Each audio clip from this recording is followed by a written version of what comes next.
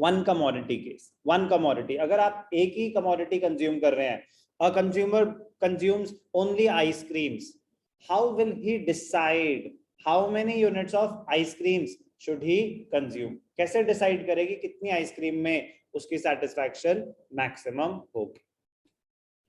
The law of DMU can be used to explain, अभी समझ आया ना कि जो प्री रिक्विजिट क्या था यूटिलिटी एनालिसिस करने का? Law of DMU. It can be used to explain consumers' equilibrium in case of a single commodity. Therefore, all the assumptions of law of DMU are taken as assumptions of consumers' equilibrium in a single commodity case. तो पहला point तो ये होगा कि हमें assumption दोबारा करने की जरूरत नहीं है, वही assumption अगर आप explain consumers' equilibrium in one commodity case, तो जब भी कोई लॉ एक्सप्लेन कर रहे हैं यार कुछ भी, तो पहले assumptions आती हैं, तो सेम assumption यहाँ पे आ जाएंगे पहले. A consumer purchasing a single commodity will be at equilibrium when he is buying such a quantity of that commodity which gives him maximum satisfaction. The number of units to be consumed at the given commodity depends on two factors. Number one, price of the commodity. Number two, expected utility. कह रहे दो चीजों पे depend करेगा कि आप कितने units consume कर, आप इक्विलिब्रियम कैसे अटेन करोगे. कह रहे कौन सी दो चीजें? एक प्राइस ऑफ द कमोडिटी और एक expected utility, marginal utility from each successive unit. To determine the equilibrium point, consumer compares the price of the given commodity with its satisfaction, with its utility. Price को मतलब basic सी बात है, आप pen लेने गए, कह रहे पेन कितने का? कह रहे 50 रुपए का. तो आप सोचोगे कि अच्छा मुझे इससे कितनी यूटिलिटी, कितनी सेटिस्फैक्शन मिलेगी. अगर आपका आंसर है 60, तो आपकी एक्सपेक्टेड सेटिस्फैक्शन कितनी है? आपकी एक्सपेक्टेड सेटिस्फैक्शन कितनी है? 60. Marginal utility is your actual और एक्सपेक्टेड सेटिस्फैक्शन. अभी आपने कंज्यूम थोड़ी ना करा है, तो एक्सपेक्टेड सेटिस्फैक्शन 60 है. And the price which you have to pay for it 50. 50 रुपए खर्च करके आपको कितना बेनिफिट मिल रहा है? 60 का बेनिफिट मिल रहा है. Will you consume the commodity? ना सर, अत्याचार होगा. ऐसा लगेगा मैंने धोखा दिया इनको कि दिए 50 रुपए और बेनिफिट लिया 60 रुपए का. Will you consume the commodity? Yes, because you are getting more satisfaction than the price which you are paying for it. Yes और no? Now one more pen. अगर एक और पेन खरीदोगे इमीडिएटली, तो जो सेकंड पेन है, next pen है, वो आपको 60 से 60 दे रहा था ना पहला वाला, जो सेकंड पेन है 60 से ज्यादा सेटिस्फैक्शन देगा या कम? कम. लेट अस अज्यूम 50 देगा. लेट अस अज्यूम 50 देगा. तो क्या आप सेकंड पेन खरीदोगे?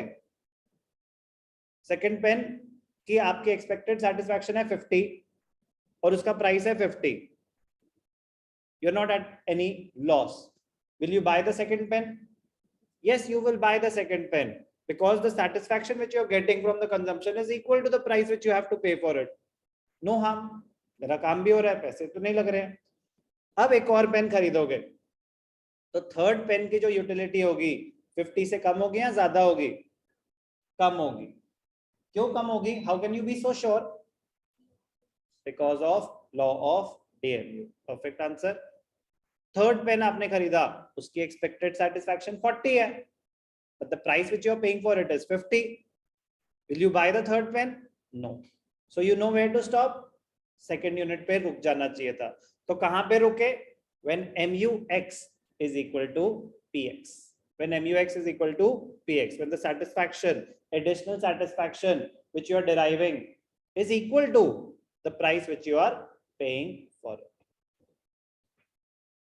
To determine the equilibrium point, the consumer compares the price of the given commodity with its utility. Being a rational consumer, he will be at equilibrium when marginal utility is equal to price paid for the commodity. अभी समझ आया जो मैंने बोला? कह रहा है rational consumer will continue to consume till he reaches the point where the marginal utility is equal to the price of the commodity.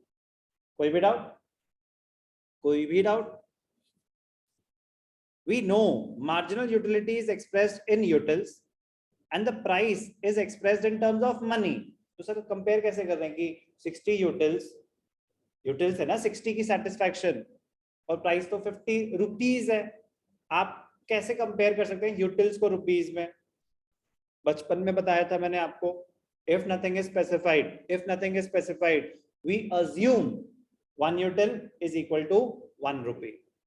We assume, it is an assumption. If nothing is specified, अगर मैं बोल देता कि 1 util is equal to 2 rupees, तो एक यूटिल 2 rupees है, मतलब 1 util is equivalent to 2 rupees. तो आपको अगर 30 यूटिल्स की भी सेटिस्फैक्शन मिल रही है, it is worth 30 into 2 60 rupees. अगर यूटिल की वैल्यू आपको दे रखी है तो आप ऐसे कैलकुलेट कर सकते हो, MUM, marginal utility of money, expected satisfaction by spending money. If nothing is specified, 1 util is equal to 1 rupee. Monetary measurement of utility, कह रहा है utility measure करने के दो तरीके होते हैं, एक utils और एक in monetary terms. मैं कह रहा हूं if nothing is specified, it is assumed कि 1 util is equal to 1 rupee. तो तभी आप डिसीजन ले पाओगे, अच्छा 60 यूटिल्स 50 रुपए दे रहा हूं, ज्यादा बेनिफिट मिल रहा है, ले लो. लेकिन अगर 1 util is not equal to 1 rupee, तो हाउ कैन यू डिसाइड? अगर बोलता 1 यूटिल इज इक्वल टू 50 पैसा,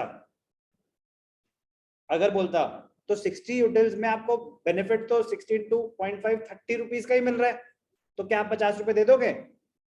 हो जाए बात.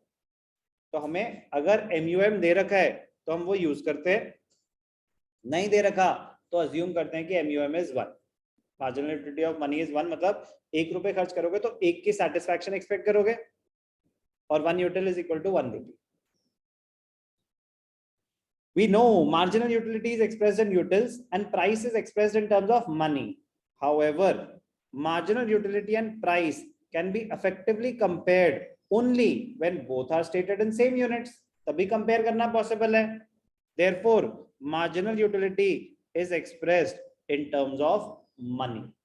MUM. Marginal utility in terms of money. क्या होता है? Marginal utility in utils and marginal utility of 1 rupee.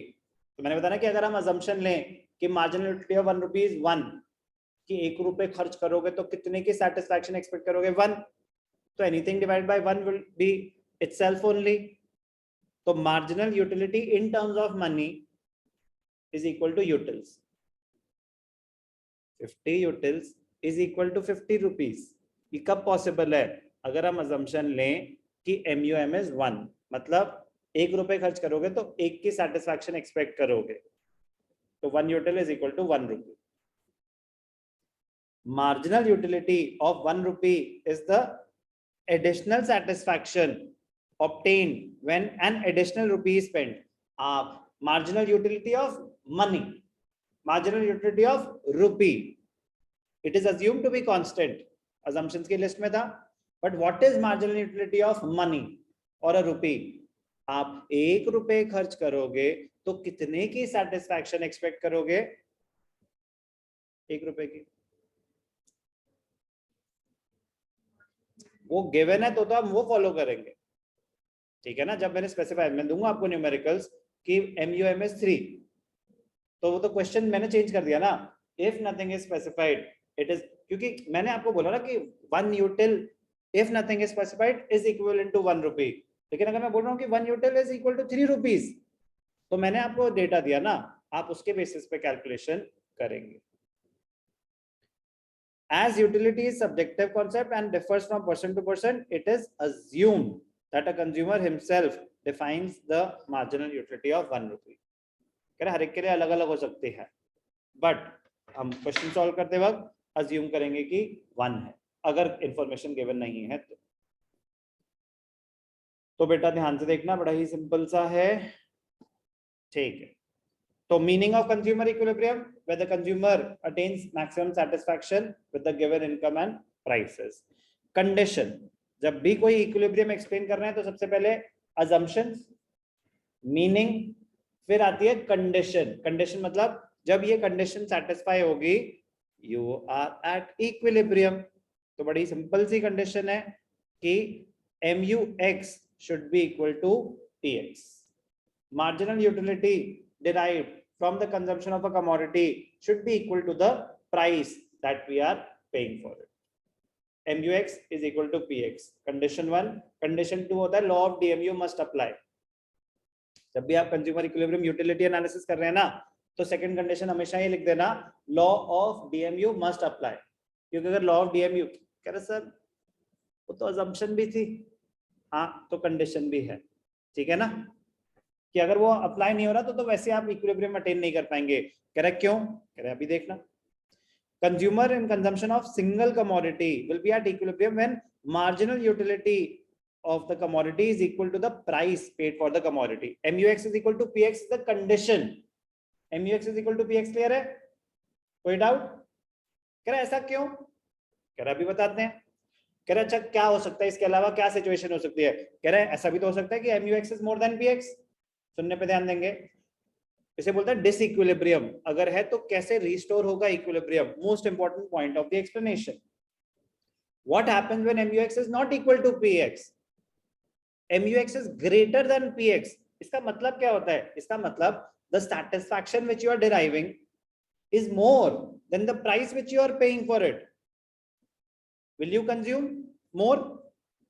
MUX is greater than PX। आप खर्च कर रहे हो 100 रुपए और आपकी एक्सपेक्टेड सेटिस्फैक्शन है 130, 140, 150, anything more than the PX। Will you consume? तो इसका मतलब आप स्टेट ऑफ रेस्ट में नहीं थे। You are ready to change your level of consumption ना। At a state of rest you do not have any tendency to change your consumption, लेकिन आपने बोला I would like to consume more. Why? Because the satisfaction, additional satisfaction derived from the consumption of the commodity would be more than the price that we would be paying for it. So definitely I would like to consume more. अब एक और आपने consume करी, 100 रुपए खर्च कर रहे थे गौतम और उसके MUX था 110. Will you consume more? Yes. So when MUX is greater than PX, the consumer will continue to consume more till he reaches the point where MUX becomes equal to PX. Now let us assume MUX is less than PX. You are spending 100 rupees and the satisfaction which you are deriving is 80. Would you like to consume? Would you like to reduce your consumption? Or you are happy at that point? कि ठीक है चलो 80 okay, satisfied. Are you satisfied? No, you are not satisfied. You would like to readjust the level of consumption so as to attain the point of equilibrium. So you will reduce your consumption. Sir, reduce? मैं तो खा चुका burger, अब कैसे reduce करूं? Doubt आ सकता है कि नहीं आ सकता कि सर मतलब और ना खाऊं, जे मेरे हाथ में है, जो मैं खा चुका हूं उसको कैसे रिड्यूस कर दूं? डाउट आ सकता है, बिल्कुल आ सकता है। तो वो कह रहे कि हम आपको लॉ बता रहे हैं कि आगे से किस लेवल पे आपको रुक जाना चाहिए था। तो ये डेटा आपके सामने दिया जाता है डिसीजन मेकिंग के लिए कि किस पॉइंट पे जाके आपकी कितनी एक्सपेक्टेड सेटिस्फैक्शन, एक्सपेक्टेड थी ना, on the basis of past history, past records और आपके एक्सपीरियंसेस। तो ये डिसीजन मेकिंग के लिए यूज किया जाता है कि आगे से ध्यान रखना कि आपको कम खाना था। तो अगर आप रिड्यूस करते कंजम्पशन, अगर आप कंजम्पशन रिड्यूस करते तो क्या होता? As we consume more and more, the additional satisfaction keeps on increasing. As we consume less and less, the additional satisfaction keeps on increasing. कि अगर 5th से 4th यूनिट पे वापस जाऊंगा तो MU बढ़ा हुआ होगा ना? Yes or no? रिवर्स पे जा रहा हूं अभी मैं, 4 से 5 पे जाता तो MU गिरेगा, लेकिन 5 से 4 पे जा रहा हूं तो MU बढ़ेगा। तो अब 80 था, 90, 100. The consumer will continue to reduce the consumption till the time MUX becomes equal to PX. Disequilibrium conditions. If MUX is greater than PX, then the consumer is not at equilibrium and he goes on buying because benefit is greater than cost. आपको फायदा ज्यादा मिल रहा है as compared to the price which you are paying for it. As he buys more, MU falls because of operation of law of DMU. When, so as you consume more, MU starts falling. When MU becomes equal to price, consumer gets maximum benefits and is in equilibrium. Koi bhi doubt? What happens when MU is less than price? Then also consumer is not at equilibrium, as he will have to reduce the consumption of the commodity to raise his total satisfaction till MU becomes equal to the price. Koi bhi doubt? In addition to the condition of MU equal to price, one more condition is needed to attain consumer's equilibrium. MU falls as consumption increases. So जैसे कि मैंने बताया ना कि second condition क्या होता है? Law of DMU must apply. तो second condition क्या है? MU must fall as we consume more. Correct क्यों? That is why you were sure कि if MUX is greater than PX, I will consume more. Because as I consume more, marginal utility will fall and I will attain equilibrium. Why were you so sure? Because of this condition. This condition must apply, and this is nothing else but the law of DMU. If MU does not fall, the consumer will go on consuming. कह रहे फिर तो MU बढ़ता जाएगा. फिर तो ऐसा हो सकता है ना कि अभी 100 दे रहे थे 120 का बेनिफिट और वो 140 का हो गया 160 का हो गया तो आप बढ़ाते जाओगे ना consumption. Why would you stop? आपका जब सेटिस्फैक्शन बढ़ता जा रहा है बढ़ता जा रहा है बढ़ता जा रहा है. However, this second condition is always implied because of the law of DMU. Implied है, but जब आप explain कर रहे हैं आंसर लिख रहे हैं तो आपको स्पेसिफाई करना पड़ेगा कंडीशंस में. Number 1 condition MUX is equal to PX. Number 2 condition MU continuously falls as we consume more and more.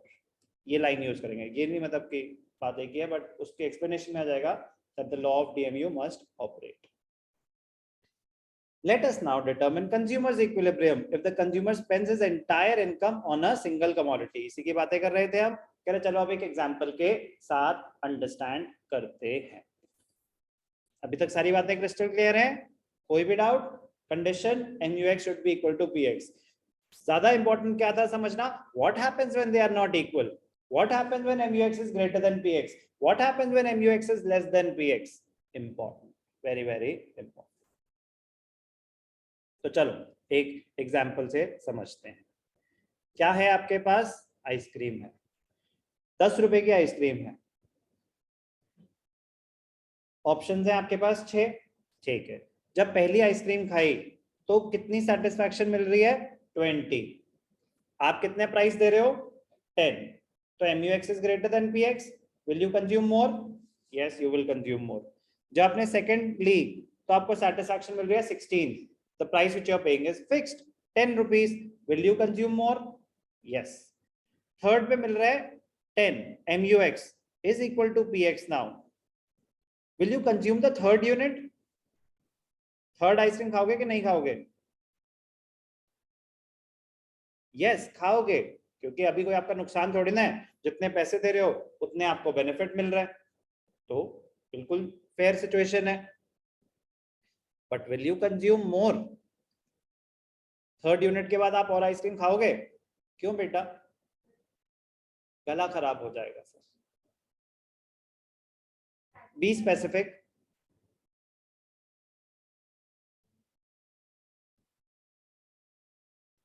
आवाज ही चली गई. जैसे बोल रहे थे वैसे ही बोलो. No need to be specific. कैसे कैसे कैसे बता? जल्दी बता.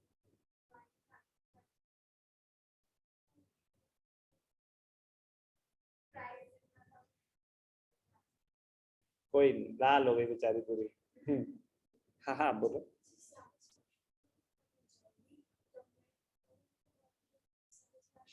कौन सी सेटिस्फैक्शन?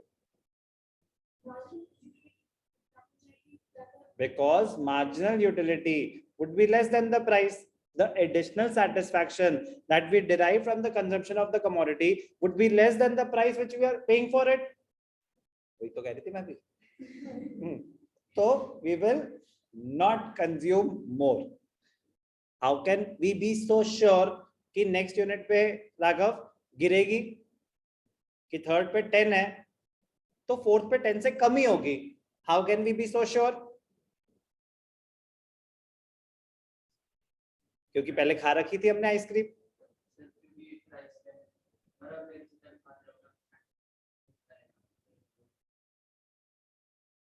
क्वेश्चन है ये, क्यों?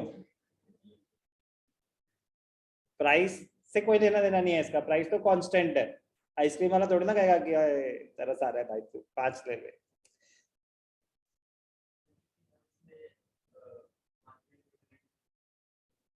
वही क्वेश्चन है कि ऐसा क्यों हो रहा है। पास तुझे कौन कराएगा?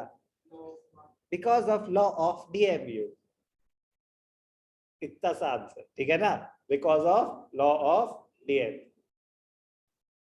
चलो, marginal utility in monetary terms, जैसे मैंने बताया ना कि हम क्या अज्यूम करते हैं, marginal utility in monetary terms, MUM is marginal utility divided by marginal utility of money. So if nothing is specified, 1 util is equal to 1 rupee. If nothing is specified, 1 util is equal to 1 rupee. तो marginal utility in terms of rupees same रहेगा, MUX के जैसा ही रहेगा। ध्यान से देखना, ये वाला पॉइंट है। Marginal utility in terms of money, इसको क्या बोलते हैं? MUM is equal to marginal utility in utils divided by marginal utility of 1 rupee. So marginal utility of 1 rupee is equal to 1 util unless otherwise specified. तो वो नहीं बता रहे तो 1 rupee is equal to 1 util. तो जो भी आपका MUX है वही आपका MUM भी होगा।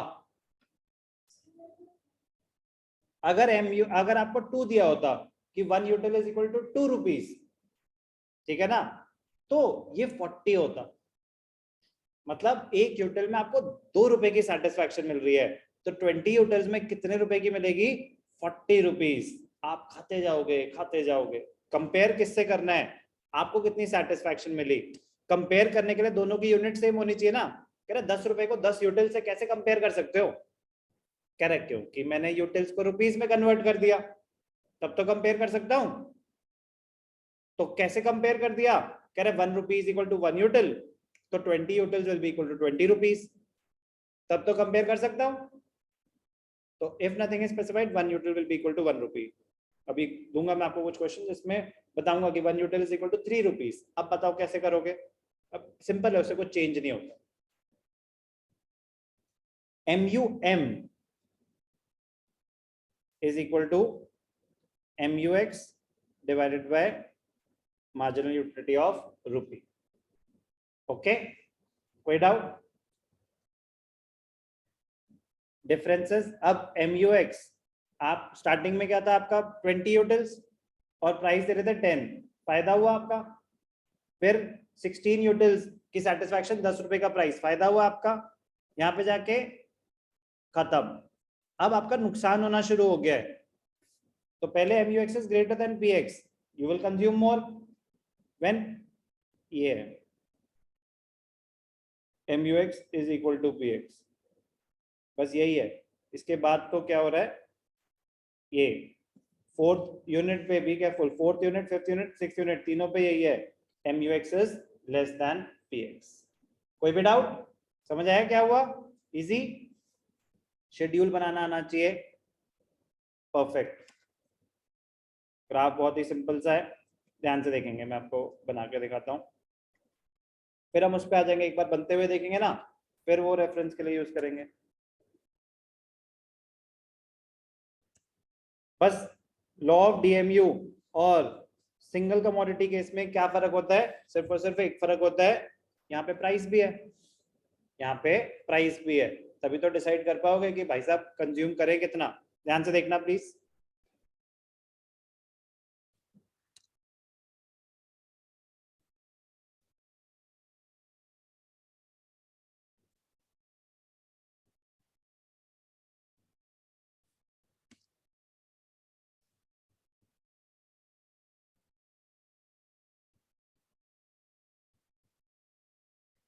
y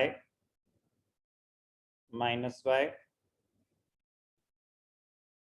x, x पे क्या दे रहे हैं हम, units of ice cream, ice cream. y axis marginal utility and price, marginal utility and price। marginal utility की शेप कैसे होती है, डाउनवर्ड स्लोपिंग, वो थोड़ी ना चेंज हो जाएगी, कोई डाउट। प्राइस कैसा है, प्राइस है सर कांस्टेंट, प्राइस कैसा है, प्राइस है कांस्टेंट। एक स्ट्रेट लाइन बना दो बस, क्या है ये, px, कोई डाउट। तो इक्विलिब्रियम क्या होगा, where mux is equal to px, इसे कहते हैं point of equilibrium, when mux is equal to px। Simple, कोई भी डाउट, क्लियर, ध्यान से देखना। In the figure, MUX curve slopes downwards, indicating that marginal utility falls with successive consumption of the commodity due to the operation of law of DMU। Sir चक्कर आ गए, law of DMU, law of DMU सुनते सुनते बस कर दो, होने वाला है। प्राइस इज, प्राइस क्या है, price horizontal straight line, as price is fixed at 10 rupees. Price की स्ट्रेट लाइन क्या होती है, क्योंकि प्राइस तो कांस्टेंट है, भाई साहब आपने एक आइसक्रीम खानी है 10 खानी है, यहाँ पे कोई बार्गेनिंग तो चल नहीं रही, प्राइस कांस्टेंट है। From the given schedule and diagram, it is clear that consumer will be at equilibrium at point E when he consumes 3 units। तो आप प्रॉपर प्लॉटिंग के साथ दिखाएंगे, 1 2 3 4 5, 3 पे आपको ये क्या इक्विलिब्रियम पॉइंट शो करना है, where MUX is equal to PX। MU0 point of satiety, consumer equilibrium, one commodity case, y axis पे MU and price, x axis पे यूनिट्स ऑफ कमोडिटी x। अगर आप स्पेसिफाई कर रहे हैं शेड्यूल में कि आइसक्रीम है, तो यहाँ पे यूनिट्स ऑफ आइसक्रीम लिखेंगे, ओके। वहां पे गुड x लिख रहे हैं, तो यहाँ पे यूनिट्स ऑफ गुड x लिखेंगे, easy. So it can be concluded that a consumer in consumption of a single commodity will be at equilibrium when the marginal utility of the commodity is equal to the price paid for it। अब ध्यान से देखना बेटा, MUX is equal to PX is a derivation, MUX is equal to PX is a derivation। Actually ये है condition, MUX upon MUM is equal to PX, because MUM is assumed to be 1, so anything divided by 1 is itself the value, तो MUX is equal to PX यहाँ से derive हुआ है। ध्यान से देखना मैंने क्या बोला, oh test your knowledge is blank, कोई बात नहीं, मुझे ब्लैंक शीट चाहिए थी, भगवान ने भेज दी। ध्यान से देखना बेटा, इक्विलिब्रियम क्या है, MUX is equal to PX, ये इक्विलिब्रियम, बट मैं कह रहा हूं कि ये डेरिवेशन है, ये डेरिवेशन है किस चीज की, this has been derived from MUX upon MUM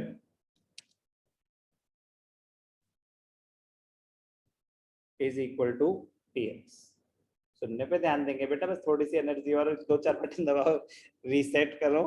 MUX upon MUI is equal to PX if nothing is specified, if nothing is specified MUM is equal to 1, therefore MUX upon 1 is equal to PX, ठीक है, और MUX is equal to PX। समझ आई अभी derivation. अब ध्यान से देखना एक और छोटी सी चीज,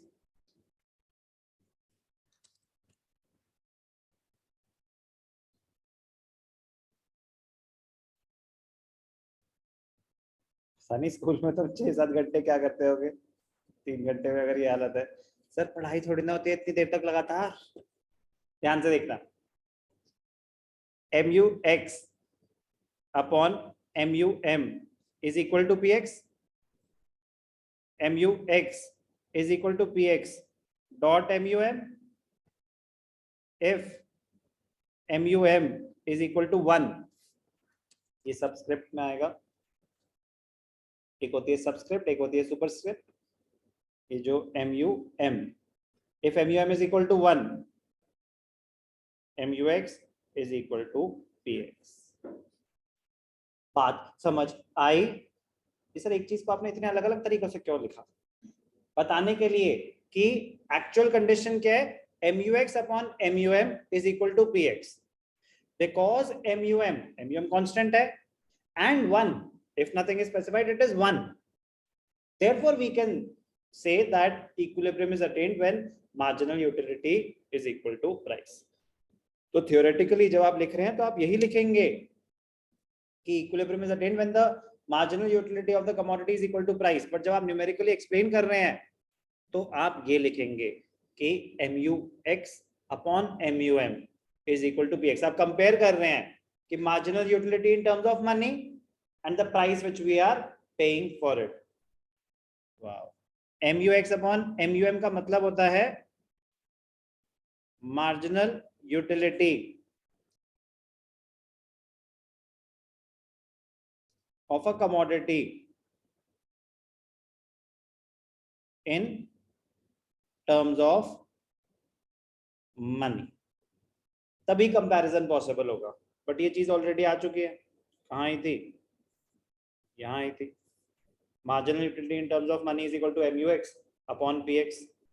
तो ये MUX था, ये मार्जिनल यूटिलिटी ऑफ रुपी थी. ठीक है ना? इससे डिराइव हुआ था मार्जिनल यूटिलिटी ऑफ मनी. कोई डाउट?